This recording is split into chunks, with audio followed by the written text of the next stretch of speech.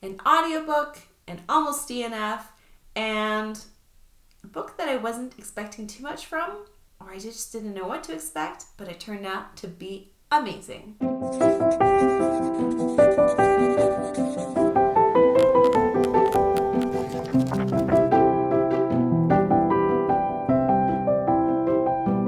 Hello there, welcome to Pen to Paper. I'm Leah, and today I'm going to share with you the reads that I had for April. Now, one of them was the audiobook for The Cruel Dark. I've already put out a single video review of this book, and I believe I already mentioned in the single video review that I loved the audiobook.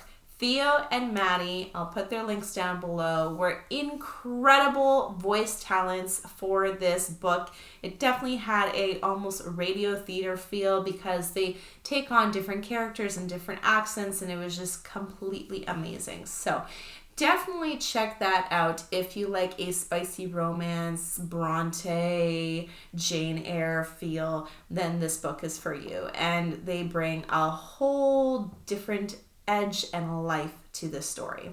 Now, for the first read that I had, I believe it's Books and Bone Dust by Travis Baldree, part of the Legends and Lattes series. Now, from what I understand, Books and Bone Dust is the prequel novel to the first novel, Legends and Lattes, which I have not read.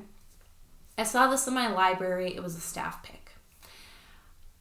It's about this orc who gets injured in a war party, and she has to stay behind at this kind of backward sea town, a quiet sea town, and she has to be on the mend, and she meets these host of characters. She gets involved with a bookshop. She finds an artifact that belongs to the enemy, which she might be able to use against the enemy, and then she meets the enemy in one chapter at the end, and that's it. I hate saying this because I love high fantasy novels so much, and I was really looking forward to this because I had heard so many great things about it. It was an almost DNF for me. It was a struggle to get through. I just didn't care about the characters. They were one-dimensional. There wasn't much going on in the way of moving the plot along. I get she's mending, but then nothing really happens. A lot of fluff scenes is happening, and it just doesn't add much to the story. I did enjoy the scenes where he's describing the bookstore and the cozy feel from that, but other than that, there wasn't much substance to this book. And as I said, the bad guy only comes in at like one chapter at the end, and that's it. There's really not much of a climax there. It's kind of this slow ride that just doesn't have much or ups and downs to it. So I'd say story structure, it just kind of tanked. And I sped read the last 60 pages in 10 minutes, which I never do. It's a whole new level of speed reading for me. But at that point, I just didn't care too much about the story, and I just wanted to get it out of my house, get it back to the library, just have it done with. So it's kind of sad.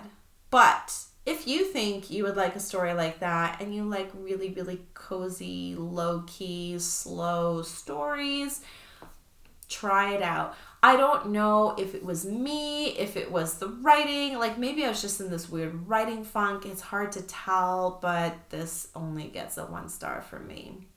On to the next one. The last one I read was Peace by Chocolate by John Tatry. Now, John Tatry was a journalist with the CBC News in Halifax, and he covered this story, this amazing, wholesome, inspiring story of the Haddad family fleeing their hometown in Syria to go live as refugees in Lebanon to finally coming to Canada. Their story touched my heart dearly, and each person in the family felt like family to me at the end of the book. And that is the power behind John Tatry's writing. It was simple, evocative, effective writing that was truly a powerful experience to read. So the Had family has and owns the second largest chocolate factory business in the Middle East. And then the Syrian civil war happens, where they bomb the factory, they bomb the ancestral home that is 10 stories high, because aunts and uncles and different people of the family are living in this one building. They flee to Lebanon to survive, to live their lives, but barely, because in Lebanon they cannot apply for work. They have no way to really make consistent income to survive and feed themselves and their family and their children.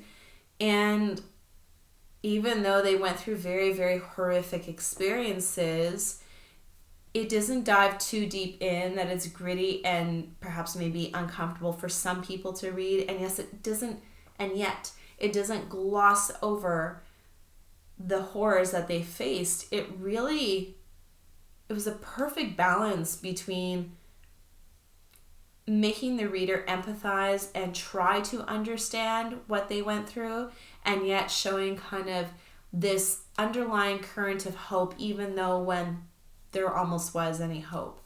And the oldest son, whose name I can't remember.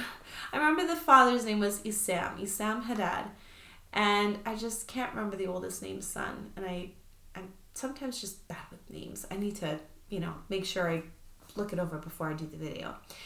But he wanted to become a doctor. He actually did do years of medical school in Syria. And then when he's in Lebanon, he helps this mobile clinic take care of refugees there. He gets to go to Canada on a visa, and his family follows after him. And they land in the middle of winter in Antigonish, Nova Scotia. It was beautiful to read about this community who had never had a Syrian family living in their midst before, how they poured so much of their resources, came together, and brought several different Syrian refugee families into their community and made them feel a part of the community. And then it was even much more inspiring to read how the Had family, just 5 months into being there, how they started back making chocolate, and not just making chocolate for the sake of making chocolate, but making chocolate with a message. And that's why it's called Peace by Chocolate. They wanted to give back in a way that shows that even though they lost everything in Syria, that this country, Canada, provided them with new opportunities to bless and to serve others around them. And so it tells their stories of how they give back to Canada in such a major way 5 months after they arrive here. So if you like wholesome, uplifting stories that do show the range of human emotion and fall and triumph, then you got to read Peace by Chocolate by John Tatry. I gave it 5 stars. So that's it for what I read in April. Some reads that I'll be reading in May. I'm currently reading Jude the Obscure by Thomas Hardy. I started it last year, then paused, and now I'm back into it, and I'm really enjoying it so far. And I'm also reading The Ark for A Court of Broken Promises and Nightmares by Michelle Helen Fritz. And I'll be sharing more about that next month. And it is Asian Readathon this month. I did start a book written by an Asian author a month and a half ago. It was an audiobook, and it was actually about Asia in, I believe, the 15th, 16th century. Actually, Margaret Pennard is the one that kind of pointed me in that direction, so I will finish it for this month. And I would also like to pick up The Phoenix Crown, again, co-written by an Asian author, and I can't remember who the other author is. It sounded very interesting. It's historical fiction. I think it's set in the 20s, I believe, but I might be wrong. I need to look that up again. So those are my reads that I'm looking forward to this month, and I might be picking up another arc, hopefully, if I have time. So tell me, what was your favorite read in April, and what are you looking forward to reading in May? And also a little audiobook release date update. I wasn't able to release the audiobook for my Redeemed from the Ashes the end of April, so I'm going to be releasing it May 24th. So if you like soft romance in the midst of devastation and tragedy, then you're going to want to pick up the audio. And if you like audio, you're going to want to pick up the audiobook for Redeemed from the Ashes, which is set during the Halifax explosion of 1917 and after the explosion and before, the whole time period there. And if you want, you can get an advanced listening copy since the release date was pushed back. I also pushed back the sign up form for that, so you can sign up down in the link below and get first dibs on a listening copy before it comes out, before anyone else hears it. So let me know if that's something that you want to take part in. Have a great week, everyone. Take care.